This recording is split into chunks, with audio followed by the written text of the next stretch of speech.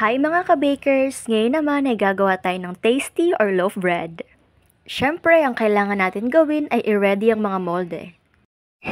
So ayan, i-ready lang muna natin yung mga molde na gagamitin natin para sa paggawa ng tasty. At yung gagawin nga pala natin ay yung American bread at Pullman bread. Yung American bread na gagawin natin ay 450 grams yung timbang at yung Pullman bread naman ay 500 grams.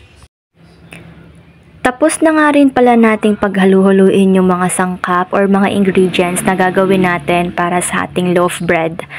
At yung isa sa mga ingredients na to ay, syempre, bread flour, 1 kilo, yeast, 20 grams, salt, 20 grams, skim milk, 50 grams, asukal, 200 grams, butter, 25 grams, shortening, 25 grams, tubig, 450 grams, bread improver, 5 grams, at kakailanganin din natin ng vinegar na 25 grams. Magkapareho nga lang pala ng ingredients yung Pullman bread at saka American bread, kaya pinagsabay na natin dito yung dalawa. Ngayon naman, padadaanin muna natin sila sa roller hanggang sa makuha natin yung texture na gusto natin.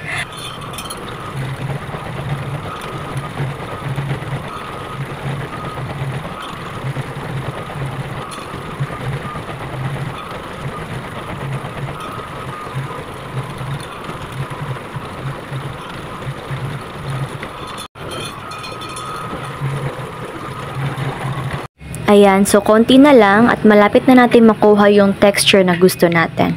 Paikutin lang natin ulit ng konti. Ayan. Konti pa. Isa pa.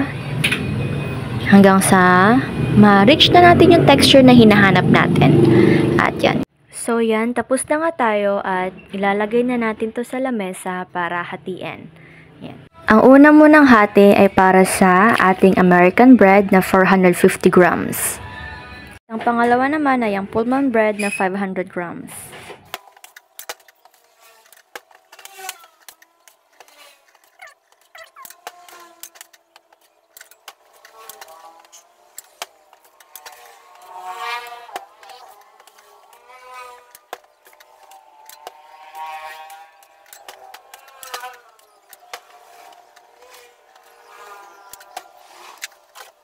Ayan, so tapos na at dito naman tayo sa pagmomold.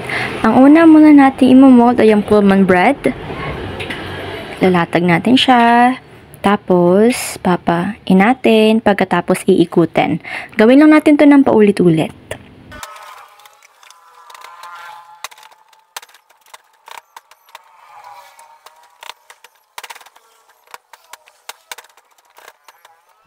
Pagkatapos nito ay imomold naman natin ng American bread.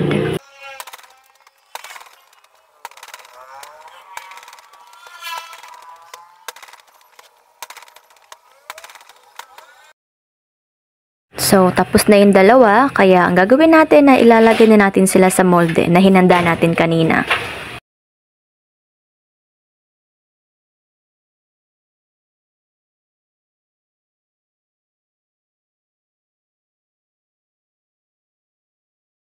Ito na yung magiging itsura niya kapag nalagay na natin lahat sa molde.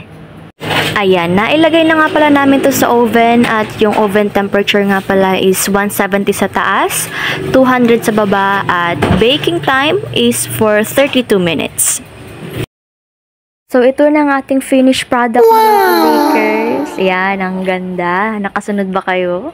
Ito ang ating American bread na pwede nyong ibenta ng 50 pesos. Diba? Kikita ka na talaga. At syempre, ito naman ang ating Pullman bread na pwede nating ibenta sa halagang 60 pesos.